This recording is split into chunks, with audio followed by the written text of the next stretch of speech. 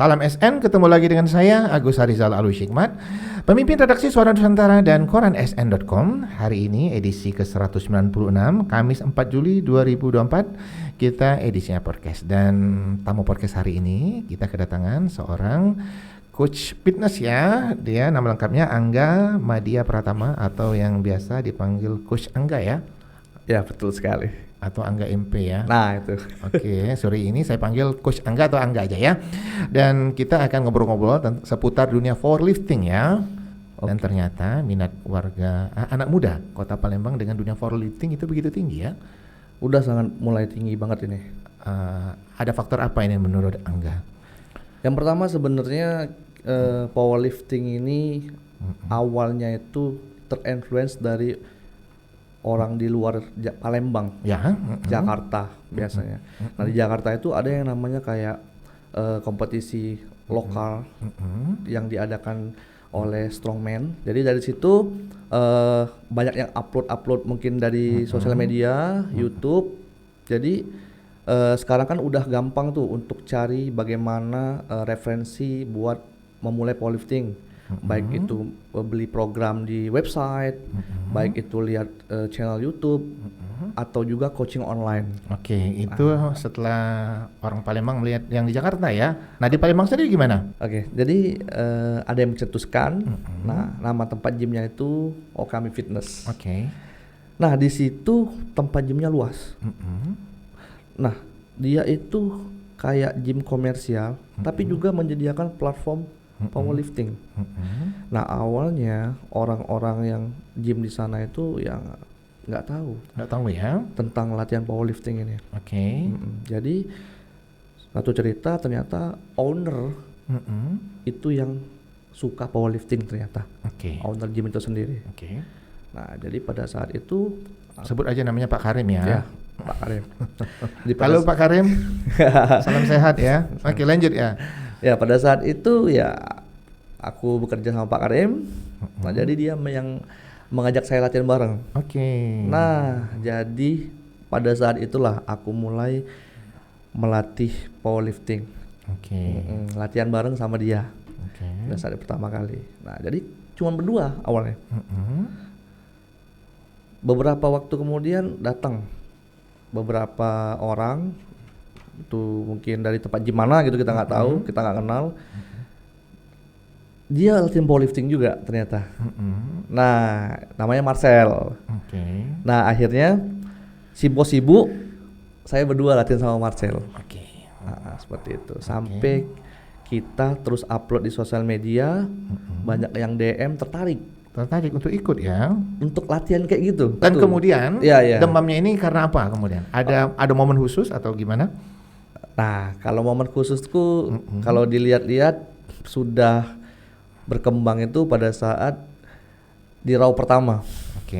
Ada yang namanya kompetisi RAW Classic. Kami RAW Classic gitu. Yang pertama ya. Yang pertama. Tahun berapa itu? Itu 2023 kalau nggak salah. 2023. Kalau nggak salah 2023. Dan gitu minat anak muda untuk ikut mulai banyak ya? Banyak. Dari yang cewek juga, dari yang bahkan yang ibu juga pengen katanya pada saat itu. Tapi ya itu tadi karena powerlifting ini kan teknikal, jadi mungkin sangat-sangat sabar harus belajarnya, sangat-sangat kompleks gitu.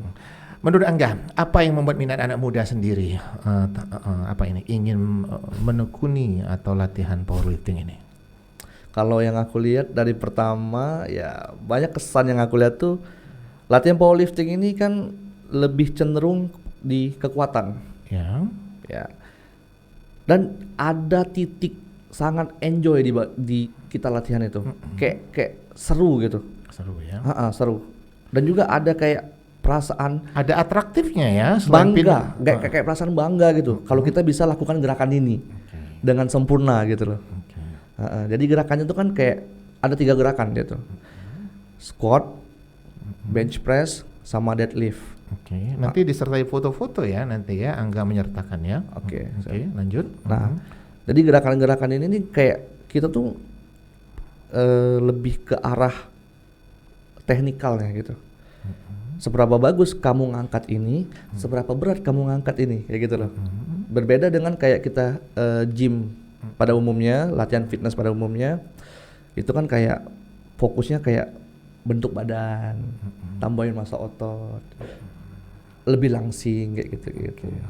Lebih kayak ya fat loss lah kayak gitu. Sedangkan kalau powerlifting ini kita awalnya harus latihan dengan teknik yang benar dulu. Nah, modalnya untuk latihan powerlifting ini dia itu harus punya otot dulu. Enaknya kayak gitu, biar apa? Nggak gampang cedera. Oke. Maksudnya punya otot di sini nih, mungkin dia udah sering latihan bodybuilding lah bila saya bilang kayak gitu. Nah, kan jadi untuk ke powerliftingnya jadi lebih gampang. Cuma ada sih yang langsung ke powerlifting. Tapi harus sabar. Nah, untuk menekuni dunia powerlifting sendiri menurut Angga ya, basic yang utama yang harus dimiliki sendiri apa itu? Silakan Angga. Oke, nah yang pertama itu kita harus belajar. Ya, kalau misalkan belajarnya nggak siap atau nggak serius, kita nggak akan bisa latihan powerlifting itu. Ya, jadi powerlifting ini kayak lebih ke teknikal yang kompleks gitu loh. Jadi latihan di hari pertama, kedua, ketiga itu ya bukan buat kamu ngangkat berat itu, bukan. Tapi bagaimana kamu menguasai, melatih teknik kamu makin bagus, makin tajam, makin solid di badan kamu sendiri. Kayak gitu. Karena teknik powerlifting ini sendiri ya nggak sama dengan orang-orang, maksudnya badan orang-orang gitu loh. Kayak kita tuh anatominya tuh kan kayak beda-beda gitu. Jadi kita tapi begini ya, kalau untuk menekuni dunia powerlifting orang harus menekuni dunia fitness dulu sebelumnya ya. Wajib Kak Gus. Nah, berapa tahun itu? Enggak, maksudnya bukan kayak gitu juga. Bisa aja ketika dia pengen mulai mau ke powerlifting. Tapi harus belajar basicnya. Kalau kita ngomongin masalah fitness kan orang kadang-kadang otodidak aja langsung bisa-bisa aja gitu kan. Tapi kalau powerlifting ini kan kayak mau squat aja tuh harus bener-bener tahu dulu tekniknya. Karena kalau salah aja Kak Gus, itu bisa terjadi cedera. Gitu. Jadi step by step langkah awalnya tuh belajar. Nggak bisa kayak lihat video kita langsung cobain, nggak bisa. Nah, kalau belajarnya itu, tipsnya itu aku boleh kasih ya, boleh cari coach atau teman yang memang sudah paham, itu aja. Nah, jadi untuk yang pemula sendiri juga, untuk latihannya itu kayak squat, bench press, dan deadlift, itu sangat-sangat harus sabar. Ini bebannya harus bertahap ya, karena misalkan langsung naik terlalu tinggi, itu membahayakan diri sendiri. Itu misalkan squatnya dari 60 kilo, mungkin di minggu berikutnya bisa dinaikin dulu 2,5 kilo. Jadi nggak usah pakai lompatan terlalu tinggi. Kayak minggu ini 60 kilo, minggu depan ke 65 gitu. Dan harus mempelajari teknik-teknik yang lain ya. Pastinya. Mungkin teknik untuk berdiri, tegak, kemudian yang lainnya mungkin bisa dijelaskan Angga. Oke. Nah, kayak teknik-teknik pernafasan, teknik berdirinya untuk kita tuh namanya unrack. Jadi bar yang kita taruh di belakang leher kita itu bagaimana caranya solid untuk kita bawa mundur ke belakang. Terus langkah kaki kita itu harus benar-benar enggak terburu-buru. Seperti itu. Itu sangat-sangat perlu dilatih terus. Karena kalau salah itu konsentrasinya hilang. Itu seperti itu. Itu bisa membahayakan. Periodik penambahan beban sendiri. Saran dari Angga gimana? Saran sih kalau ini buat pemula per minggunya mungkin bisa tambahin 2,5 kilo untuk deadlift. Untuk deadlift per 2,5 kilo per minggu buat deadlift. Nah, mungkin untuk squat itu dievaluasi dulu. Boleh ditambahin setnya dulu. Beban boleh sama pada beban dasar gitu. Nah, kalau untuk bench press ini kan agak berat nih Kak Gus. Apalagi wanita. Nah, ini kita nggak usah ngomongin masalah penambahan kalau bench press ini. Jadi lebih fokus ke teknik terus. Oke, itu tentang penambahan ya. Iya. Kemudian teknik yang lain. Teknik yang lain itu adalah latihan di bawahnya latihan ketiga itu. Jadi ada yang namanya latihan penunjang. Misalkan kita kalau mau deadlift biar kuat itu ada penunjangnya. biar nggak terlalu lemah banget, ada yang namanya gerakan aksesoris. Nah, contohnya gerakan apa? Kayak gerakan Romanian deadlift. Boleh juga pakai leg extension atau leg curl seperti itu, Kak Gus. Nah, jadi biar meningkatkan performa gerakan deadlift itu sendiri. Itu tipsnya. Kemudian aksesoris lain yang harus dipakai selama latihan powerlifting. Saran dari Angga. Nah, jadi buat pemula itu mungkin knee sleeve ya namanya, compression buat dengkul.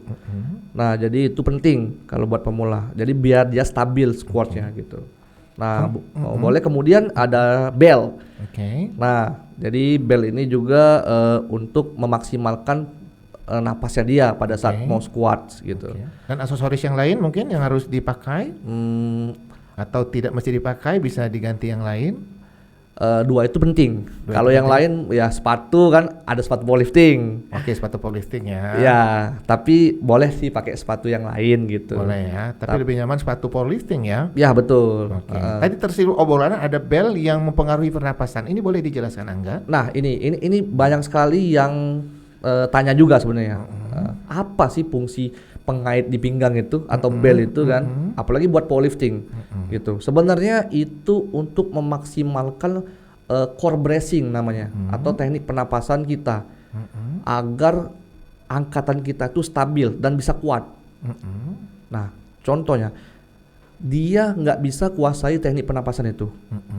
Nah, dia beli bel, dipakai sama dia, itu nggak bakal bekerja belnya. Nah, jadi bel itu boleh dibeli juga oleh pemula atau orang yang mau belajar powerlifting. Dia harus belajar dulu teknik pernapasan. Seperti itu. Jadi hubungannya seperti itu, bel antara teknik pernapasan. Jadi fungsi bel itu untuk pernapasan ya? Iya benar, bukan untuk melindungi cedera. Kalau kalian nggak bisa pernapasan dengan baik, tetap ada cedera walaupun pakai bel. Oke, lanjut lagi kita ngobrol dengan Angga ya seputar dunia powerlifting. Sebenarnya dunia powerlifting ini sendiri kan masih terbilang baru ya di Kota Palembang ya. Mungkin ada edukasi dari Angga. Ada berapa macam sih olahraga powerlifting sendiri? Jadi kalau kita ngomongin masalah edukasi dulu ya. Ini edukasinya adalah latihan powerlifting itu harus sabar ya.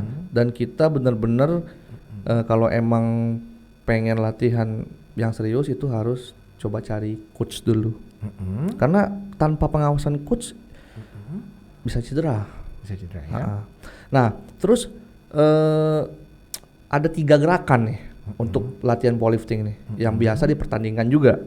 Yang pertama itu ada gerakan squat. Yang kedua itu ada namanya gerakan bench press. Dan ketiga itu ada namanya gerakan deadlift. Seperti itu. Dari 3 gerakan tersebut, menurut Angga, yang mana yang paling susah?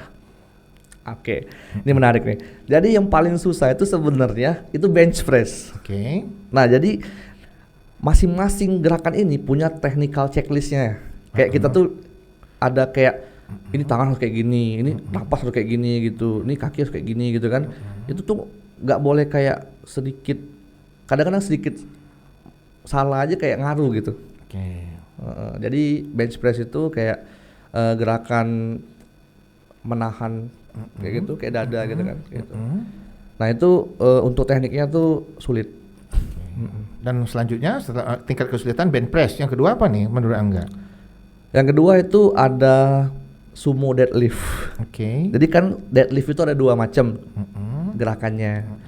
Walaupun dipertandingkan boleh ada 2, ada yang namanya konvensional, ada yang namanya sumo deadlift ya. Konvensional deadlift dan sumo deadlift. Nah, dua-duanya boleh dipakai untuk pertandingan. Nah, tapi sumo deadlift ini ribet, sulit juga. Kita harus benar-benar kuasai tekniknya secara berkala. Jadi nggak bisa langsung gerasa-gerusuk di hari itu langsung bisa, nggak bisa. Kebetulan aku sendiri ya 3-4 bulan. 3-4 bulan. Iya. Kemudian yang ranking ketiga yang paling sulit ini, boleh dijelaskan? Itu ada squat. Squat ya? Squat. Sambil ngobrol kita mungkin perlu informasi bahwa Angga pernah berprestasi ya dalam dunia fitness ya, boleh dijelaskan? Atau disebut di sini? Ya mungkin hoki ya. Bisa dibilang hoki. Cuman pada saat itu saya ke Tangerang kalau nggak salah. Itu pertandingan yang diadakan oleh boleh sebut ya, Rawor namanya. bench press charity Oke. yang diadakan oleh Aji Strongman. Oke. Nah, jadi kebetulan itu dapat peringkat kedua di situ. Peringkat kedua ya. Ya. Selain itu masih ada lagi Angga? Di Okami pada saat itu Okami yang Raw Classic pertama ya? enggak, ini ada kayak pertandingan mini yang di bawah Okami. Jadi Okami itu ada Okami Raw Classic, di bawahnya ada pertandingan mininya yang induknya gitu. Itu ada pertama dapat yang pertandingan push and pull namanya. Oke. Push and pull. Jadi dapat posisi kedua juga di situ. Nah, push and pull itu gerakannya bench press dan deadlift. Oke, penonton Lisa SN yang mau ketemu dengan Coach Angga ini setiap hari dia ada di Okami ya, dan salah satu tempat orang tanya-tanya ya kepada Angga ya. Oke, kita lanjut lagi ngobrol dengan Coach Angga ya, dan sebelumnya ada Raw Classic yang kedua ya dilaksanakan oleh Okami ya, dan setelah kompetisi itu ya. Menurut penglihatan Angga ya, bagaimana minat anak muda Kota Palembang? Mungkin ada yang tanya langsung atau DM atau telepon ke Angga, aku pengen belajar ini gimana gitu.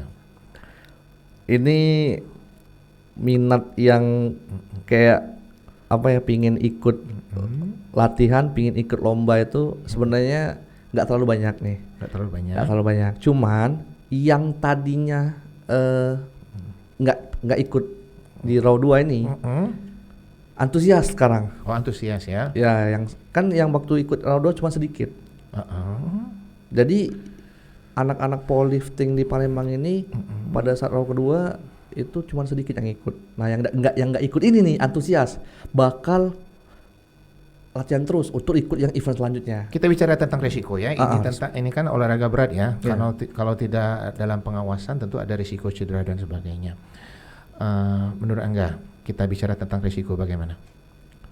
Ya, ini sangat-sangat berisiko. Tinggi risikonya malah. Jadi harus dengan pengawasan coach ya? Pastinya. Pengawasan coach yang pertama, apalagi yang nggak pernah latihan sama sekali, apalagi yang nggak pernah fitness sama sekali. Nah, gitu. Jadi yang udah fitness saja bisa kena, apalagi yang belum.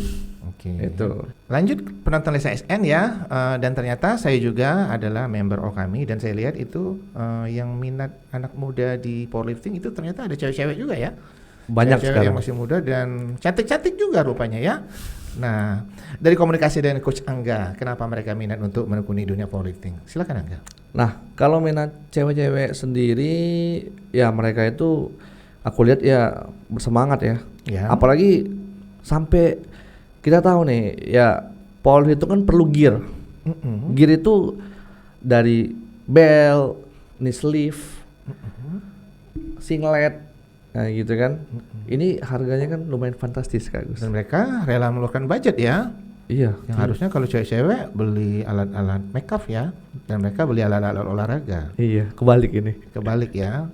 Kemudian ini bisa untuk membentuk tubuh nggak menjadi lebih menjadi lebih indah ya kalau dunia powerlifting. Nah, kalau bentuk tubuh ini bisa sebenarnya Kak Gus. Ya. Cuma tetap ada programnya. Kalau powerlifting sendiri itu lebih ke kekuatan kan. Nah, jadi bisa ditambahin nanti. Oh, ditambahin ya. Nanti dia powerlifting sambilan untuk fokus ke bentukan badannya. Untuk badan ya. Dan mungkin ini yang diminati ya. Dan bisa juga menjadi inspirasi ya bagi anak-anak muda yang lain ya. Iya. Bahwa dunia powerlifting tidak seseram yang diceritakan, yang dibayangkan ya. Benar. Kalau pola latihan ya Angga ya, bagaimana saran dari Coach Angga untuk pola latihan powerlifting ini sendiri? Oke, ini sangat-sangat harus termanajemen ya. Oke, silakan Angga. Ya. Nah, polanya itu nggak bisa sama sih kayak kita nge-gym biasa. Karena tingkat stres berat di powerlifting itu yang masuk ke badan kita tuh tinggi. Jadi kalau kita ngomongin masalah istirahat, dia harus ada istirahatnya. Biasanya kalau orang gym ini kan kadang Senin, Selasa, Rabu, Kamis gitu kan. Ya, kalau powerlifting sendiri harus dijeda. Istirahat dulu. Seminggu berapa kali nih saran dari Angga? Udah 4 udah bagus. 4 kali 1 minggu. Udah bisa recovery, udah bagus. Oke ya. Dan rata-rata kalau yang di Okami berapa kali seminggu mereka latihan? 4 kali seminggu. 4 kali seminggu. Ada yang 5. Ada ya? Aku. Oke, boleh disapa teman-temannya? Beberapa nama Angga di sini, silakan. Pakai julukan boleh gak? Ya boleh. Oke. Nah di situ ada Ezar, Oke. namanya Michael, Oke, silakan, ada lanjut. Dwiki, Banyak nih ya. dan cewek-ceweknya ada nih. Boleh disapa. Ada Yola, Kemudian, ada Kiki, kemudian ada siapa lagi? ada tiga. Angel juga. Oh, ada Angel Ada ya. Angel, Halo, ada Angel ya. Rianti. Oke. Oh, lumayan banyak ya. Banyak. Ada Yunita. Oke. Namanya. Ada Maria. Tapi masih bisa dihitung dengan jari ya kalau yang ceweknya ya. Sebenarnya udah termasuk peningkatan, tapi Peningkatan. ya masih sedikit lah. Masih sedikit ya. Dan kalau untuk cowok termasuk saya ya, mulai latihan powerlifting ya bersama Angga ya. Mudah-mudahan bisa ya.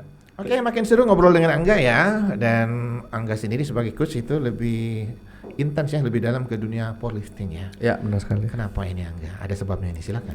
Sebab utama sih sebenarnya terinfluence dari orang luar negeri. Oke, silakan. Sebut namanya boleh di sini. Itu namanya John Hack namanya. Oke. John Hack itu. Jadi dia tuh kayak badannya bagus, besar gitu, cuma kuat.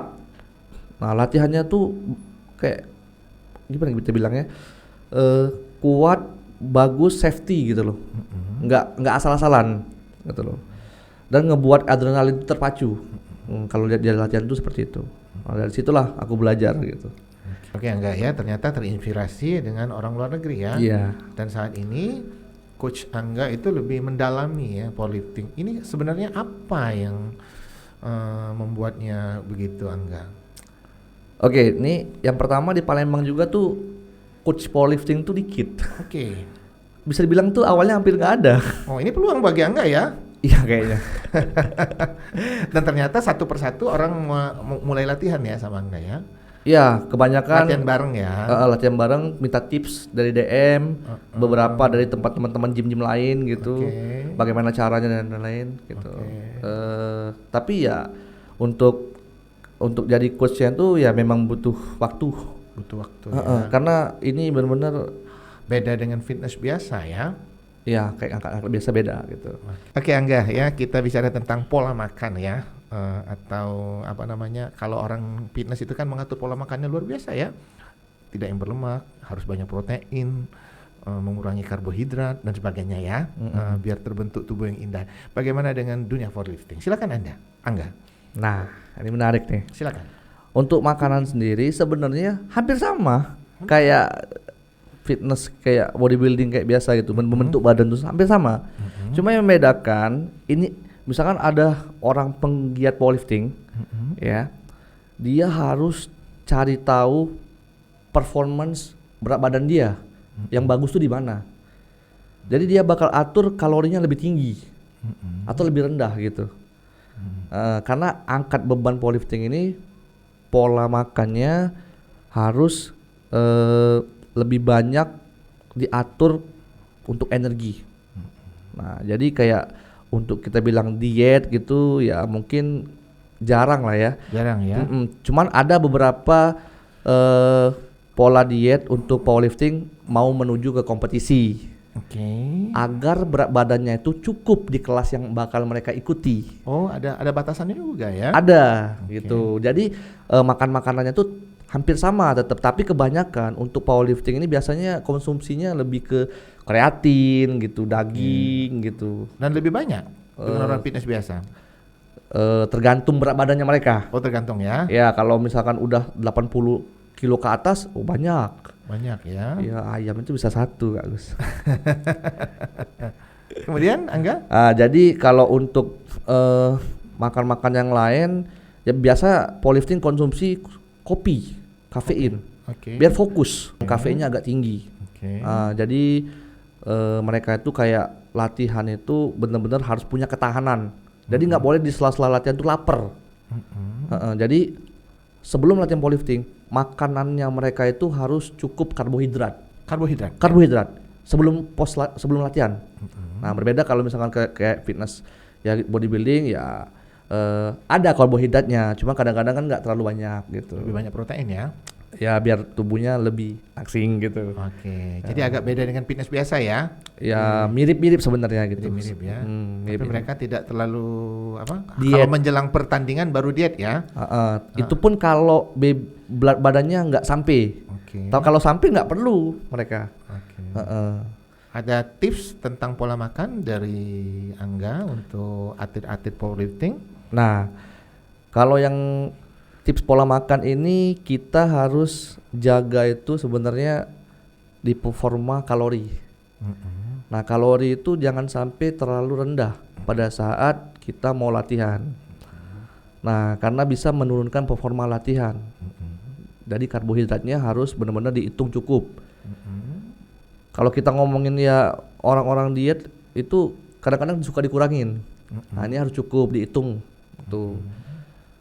Proteinnya dari daging sapi, ayam gitu, ikan mungkin gitu. Penonton Lensa SN, tak terasa kita mulai di ujung obrolan podcast ya bersama Angga ya. Mungkin Angga di terakhir ini ada motivasi untuk penggiat powerlifting di Kota Palembang. Silakan Angga.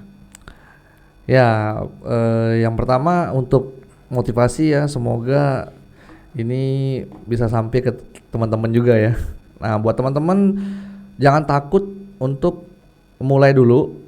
Yang awalnya belum pernah coba itu jangan takut, bisa belajar dulu ya. Jadi untuk teknik-tekniknya itu emang agak lama gitu. Nah, jadi motivasinya ketakutan untuk cedera itu harusnya hilang kalau belajar gitu loh. Nah, kedepannya mungkin di Palembang anak-anak penggiat powerlifting itu semoga semakin banyak, Kak Gus. Karena RAW ketiga ini bakal hadir. Nah, motivasinya bisa bakal besar di situ. Terus mulai sekarang ya harus latihan ya. Ya, benar sekali. Karena udah diumumin sama ownernya, RAW 3 bakal hadir katanya gitu. Nah, buat teman-teman yang pengen coba-coba motivasinya ya coba latihan ya. Latihan ke situ. Tuh. Jadi ada arah tujuan gitu loh. Latihan, kemudian mungkin berkonsultasi dan sharing dengan yang lain ya. Ya, betul sekali Kak Gus. Nah, jangan lupa untuk tanya-tanya, jangan malu, jangan diem gitu loh. Ini kebanyakan kalau misalkan pengen tapi malu Kak Gus. Oh, malu nanya ya. Malu nanya gitu. Malu bertanya susah di jalan. Iya, gitu. itu sulit itu. Kemudian poin yang lain menurut Angga untuk menjelang kompetisi Raw Classic, the next. Oke, mungkin kesiapan mental. Karena ini kebanyakan teman-teman pada saat hari H mentalnya berubah. Jadi gugup ya. Sangat gugup. Oke. Telat datang malah. Oh, ada yang telat datang, gugup ya. Mungkin ya. Atau lupa sarapan. Mungkin juga bisa jadi gitu. Saking gugupnya telat sarapan ya. Okay. Nah, mungkin itu tadi karena ini game mental, jadi harus latihan mental juga sebelum kompetisi gitu. Nah, jadi untuk motivasinya coba terus tontonin tuh yang pertandingan yang ada di luar, itu kan banyak tuh disiarin di YouTube. Nah, jadi mungkin bisa kita pelajari dari sana bagaimana mereka workout masuk ke area pertandingan gitu, dan juga bagaimana cara mereka set up sebelum angkat bebannya gitu, agar kita lebih percaya diri kayak gitu. Oke, penonton SNSN, itu obrolan seru kita bersama Coach Angga ya, coach ahlinya powerlifting di Kota Palembang. Oke, jangan lupa untuk like, comment, share, dan subscribe kanal YouTube Lensa SN agar informasi menarik dari kanal YouTube ini tetap tersebar merata di bumi Sumatera Selatan. Demikian dari saya, salam SN, salam kompak selalu.